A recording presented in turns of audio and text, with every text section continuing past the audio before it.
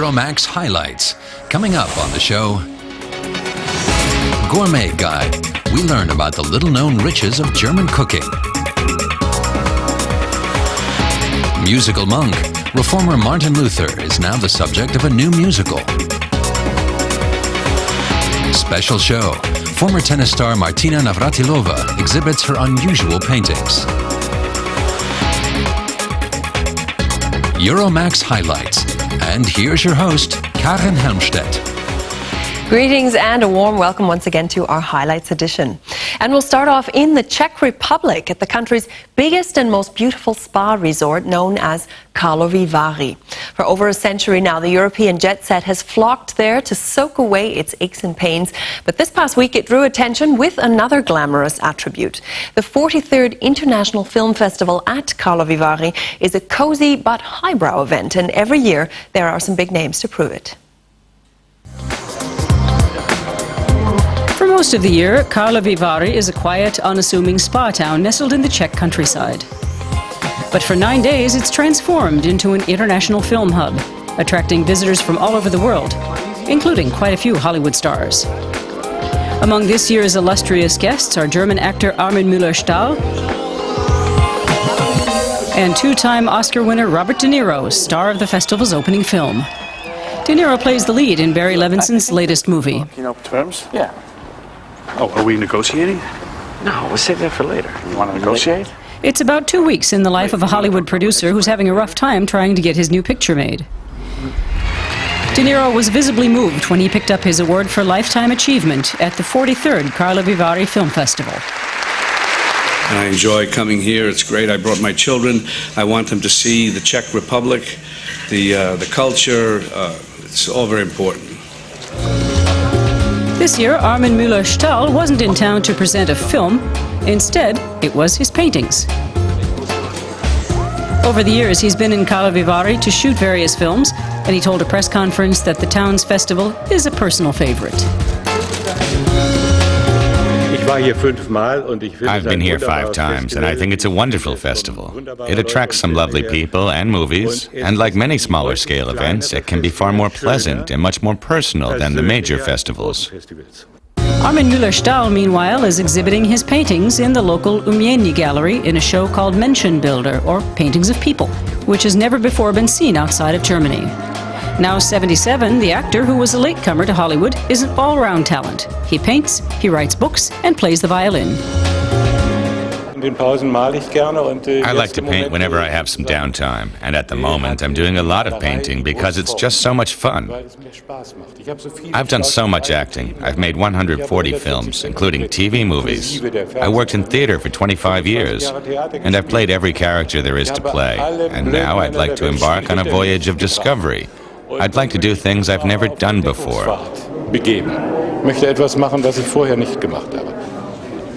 His exhibition features paintings of theater and film scenes as well as famous composers. All in all, his output comprises over 4,000 works.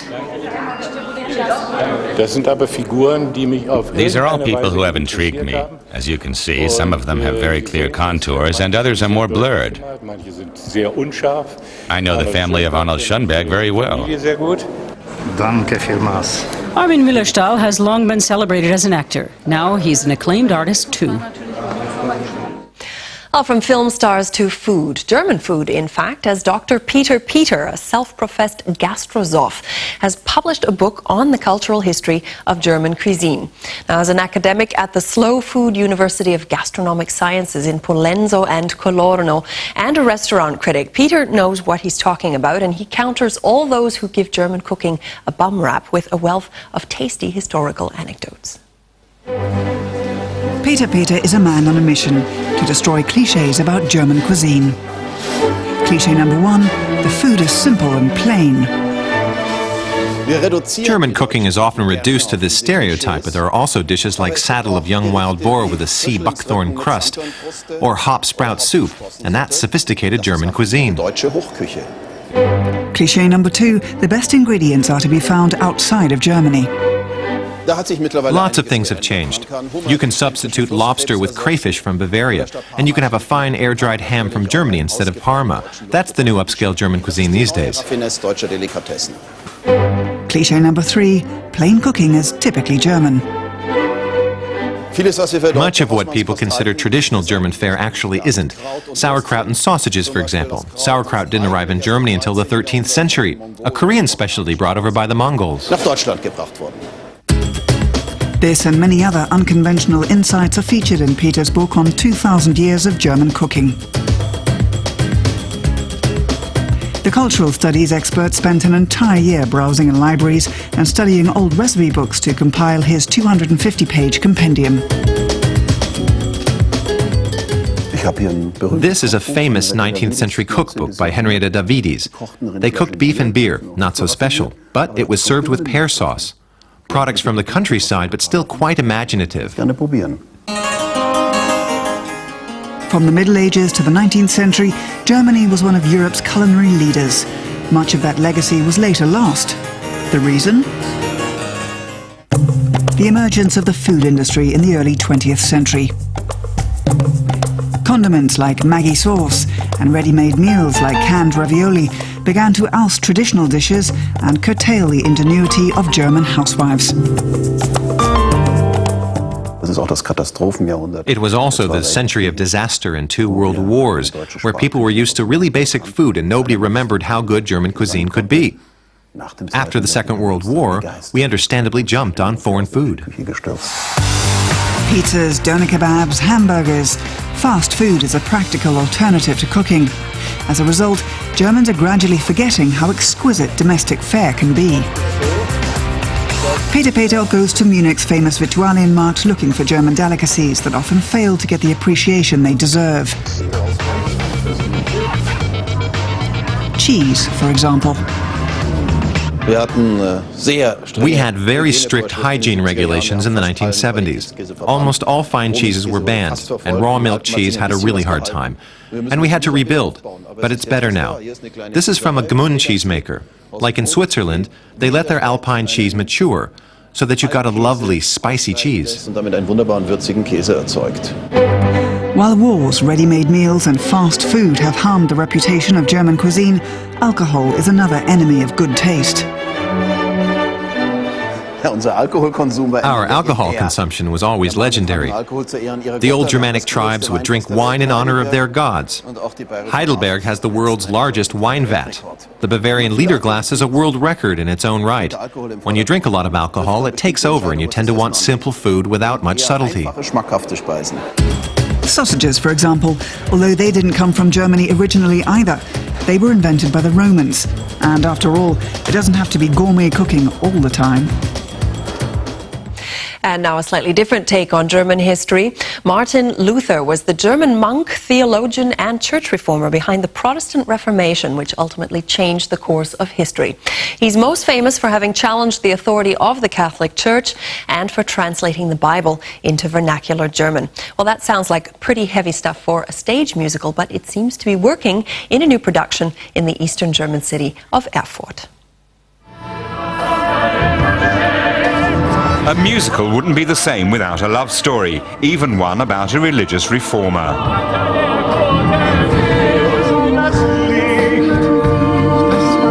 But why let the truth get in the way of a good story? Martin Luther's affair with Ursula might be pure fabrication, but Martin L., the musical, is happy to mix fact and fiction. At least the setting on the 70 steps of Cathedral Square is historically accurate.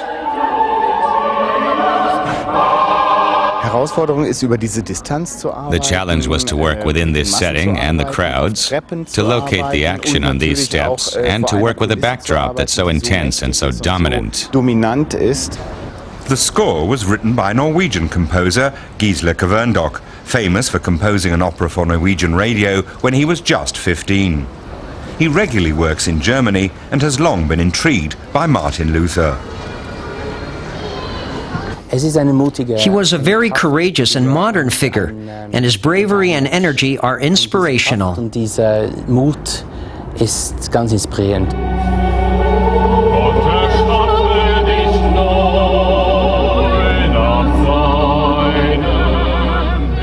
According to the libretto by Oystein Wiig, since the two can't marry, Luther becomes a monk. After that, his transformation into the religious rebel who takes on Rome is complete. In the musical, the Vatican is ruled by a party-loving pope and golf-playing cardinals. Luther has his work cut out. The musical has a cast of about 100. Martin L. is the first time a show has premiered at Erfurt's Cathedral Steps Festival in its 15-year history, and everyone is nervous. The composer, librettist and lead actor, who are all Norwegian, are true professionals and appreciate the opportunity. For myself and the others, it's an honor to be taking part in the premiere of this musical. And what a story, Martin Luther, and in Erfurt to boot. Luther studied in Erfurt and also entered the monastery here. But does he really have what it takes to be an all-singing, all-dancing leading man? We bring a new dimension to the character with the musical setting, the instrumentals, the choirs, and the dancing. It all helps relieve the severity of the figure of Martin Luther everyone thinks they know. Die vermeintliche Schwere, die man eventuell mit Martin Luther verbindet. Ihr handelt gegen Gott. Ich bitte euch. But what was he really like? Diese Gewalt. Die Vögel unterm Himmel, die Tiere tief im Walde.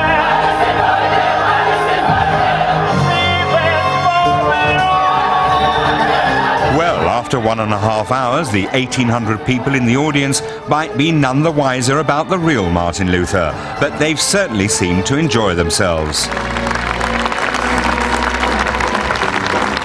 Great set, lovely music, not bad at all. Good. Really good. I come from here, so I know the story well, and the actors were fabulous. Martin L. Das Musical will be showing at the Cathedral Steps Festival until July the 20th. When top athletes retire, the vast majority of them fade out of public life and are only heard from occasionally, but not so Martina Navratilova. The former tennis star dominated the women's game for a quarter of a century, winning Wimbledon a record 9 times, and she only reluctantly left the court back in 2006 at the age of 49. Well, now, barely 2 years later, she's putting that forehand to good use in another field and creating quite a stir as Martina Navratilova, the artist. Tennis balls on canvas in every colour and pattern imaginable. Tennis star Martina Navratilova and artist Juraj Kralik have teamed up to create canvases based on tennis balls dipped in paint. The Art Grand Slam exhibit has been unveiled at a London gallery. In tennis, you can measure it very definitely. You have the ranking system. You either win the tournament or you lose. You win the match or you lose. This is much more subjective, but still, to be really good at it, you have to have some luck and some connections. But bottom line is, if the work holds its own, it will come through. Martina Navratilova and Juraj Kralik began collaborating 8 years ago. Both are from the former Czechoslovakia. Kralik was a little-known artist when he approached Navratilova at the US Open in 2000 to talk about combining the concept of tennis and art.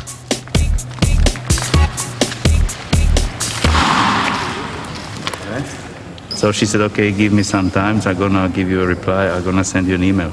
So I've got an email in 2 weeks, and she said, okay, I agree with that, but she said, I have to be the only one who do that with you, so she needs an exclusivity for me.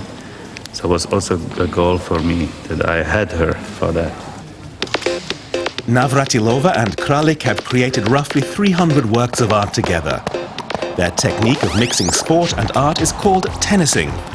The former tennis star is responsible for hitting the paint-drenched balls onto the canvas. The artist selects the colors and composes the piece.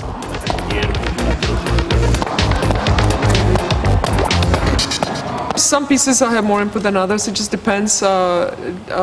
Just now I said something and he says, "Oh, that's a good idea." So I was very excited, you know, that I do have. I mean, it's a teamwork, but of course, Euro is the artistic, the creative part of it. The great majority of it, percentage-wise, you can't put it, you know. But I contribute, and that, you know, even if it's just this much, I'm very happy with that. Although each composition is carefully planned, the results of the artistic collaboration are often a surprise, especially because the duo works with a variety of materials. Okay, this one it's a nice piece. It's one of the well done. The works are on display at the Smithfield Gallery in London, and of course they're also available for purchase. A genuine Navratilova can cost up to 18,000 euros. I can see the artistic merit behind each canvas. A lot of thought has clearly gone into where the balls are placed, even though they're covered in paint and it looks like it's fairly random. I know the background planning that has gone into them. Each painting is a strategic working, if you like. The fact that many of the pieces were created on the original courts of famous tennis tournaments increases their value for many tennis fans. The viewers have shown a keen interest in her work, which has encouraged Martina Navratilova to continue with her art. The art world reaction has been fantastic, from art critics to experts to gallery owners. The response has been fantastic, and that's what really feels good, because I know it's going to get, trickle down to the people as well. Will the Art Grand Slam project appeal more to tennis fans or to art connoisseurs? As long as the works continue to attract both an audience and sales, their creators will be pleased either way. Well, Ms. Navratilova mentioned needing connections to launch a career as an artist, but creativity also needs time and space. The Schloss Solitude Academy in Baden-Württemberg tries to provide all of the above. Since 1990, the Schloss Solitude Academy has been a collective creative retreat for artists in all types of disciplines. It's funded by the state and is currently providing 30 talented scholarship holders with the greatest luxury of all, a free rein for their inspiration. The Académie Schloss Solitude is a haven for artists, and the annual summer festival is a good opportunity for them to showcase their work. Lars Henkel received a scholarship from the Academy, where he's been working on an animated film. With his studies now finishing, his days of artistic freedom are numbered. It's such a luxury here at Schloss Solitude. You can do whatever you want. There are no real deadlines as such, no commercial jobs that have to be done on the side. And you have the freedom to experiment and try anything. A bizarre collection of fantastical objects and scenes. Waldminiatur, or miniature forest, is the name of the exhibition. It shows scenes from the film he worked on while here at Solitude. It's a film that without the Academy wouldn't have been possible. Students are really able to concentrate on their own things, as well as opening themselves up to artists with different specialties from other parts of the world. And the Academy is a great networking source that scholarship holders can utilize if they so choose. The relationships they make here are contacts they retain once they leave.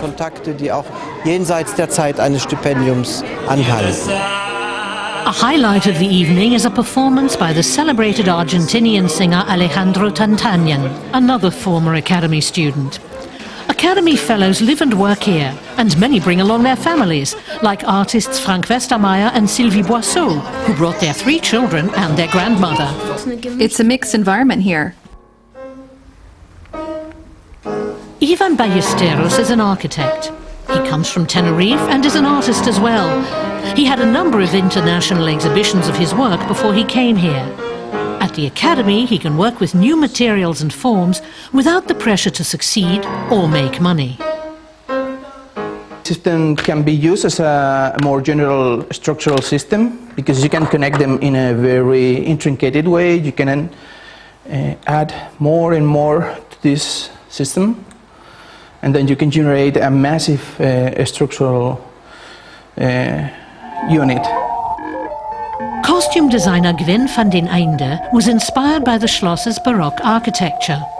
Working together with the Stuttgart State Theatre, he's had the opportunity to design abstract Baroque-style costumes. He's completely reinvented himself during his time at the Academy, even wearing his own costumes during performances.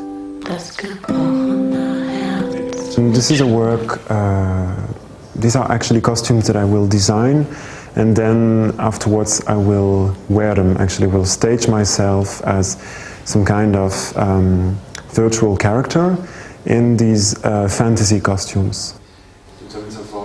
Fellows spend up to 12 months at the Academy, receiving €1,000 a month plus free accommodation. Gwyn van den Einde has also made a contribution to the summer festival.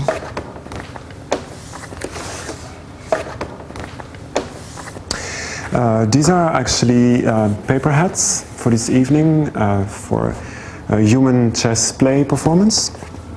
And so we have made a very simple design of paper hats. The performance is an artistic reinterpretation of a famous chess game, one that took place in 1997, featuring world chess champion Garry Kasparov versus the computer Deep Blue. Deep Blue won the match back then, and the computer wins here too. Courtly life is a thing of the past at Schloss Solitude. Today, it's art that reigns. Sounds like heaven. Well, she first made her name as one of the world's highest paid models. Then in 2003 made the seemingly effortless step into pop stardom. In February of this year, Carla Bruni married French President Nicolas Sarkozy and is now revered as France's First Lady. Well, meanwhile, she's also released her third album in the rather breathy tradition of many French chansonnières, and the title, Comme si de rien n'était, means as if it were nothing. But needless to say, that's not how it's being received. Y'en a qui craquent, y'en a qui craquent, y'en a qui dérapent, y'en a qui startent.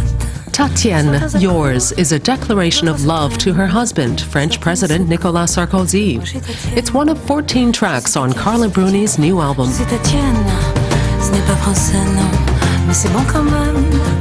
Et je te donne mon corps, mon âme et mon chrysanthème, car je t'aime. What I'm aware of is that I'm trying to express myself. Sometimes I do it spontaneously, sometimes I force myself, sometimes I need it. But it's a process I've been using since I'm a child, just to go through life, you know, it just helps me to write. It makes me happy, it explains things to me, and it's a great deal of things at the same time that really it gives a meaning to my life. Fly the ocean in a silver plane. Many people think her life with the French president is like a modern fairy tale. Others say it's a clever image campaign. Carla Bruni and Nicolas Sarkozy married in February. It hasn't helped the president's popularity much, but it hasn't harmed the singer. Salut marin, bon vent à toi. Tu as fait ta malle, tu as mis les voiles. Her latest album is more varied in style than the earlier ones, a mixture of jazz, folk and blues with melancholic lyrics and a distinctive voice. The only real work I've been doing is always on my voice, you know. Basically, I'm trying to learn how to sing. For someone who has sold more than 2 million albums, that's rather an understatement. As a model in the 1990s, she's said to have earned well over €4 million a year. Her lovers included rock stars Eric Clapton and Mick Jagger. Then she quit modeling and turned to singing. Bruni landed a French chart topper with her debut album Quelqu'un m'a dit, Somebody Told Me, in 2003. Tu m'aimes encore, serait-ce possible alors?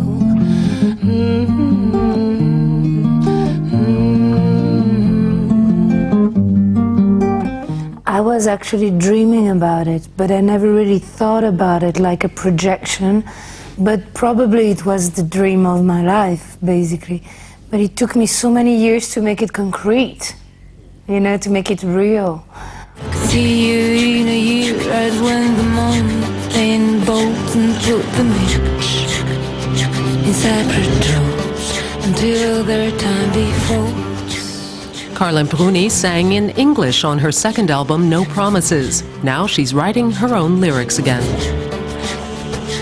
Some songs are coming like that, all at once, and the music comes at the same time. And when it doesn't, she's supported by colleagues like singer-songwriter Benjamin Biolay, who arranged the strings. It's like a small little miracle to be able to imagine something and then to have it in your hands. So I'm so happy about that.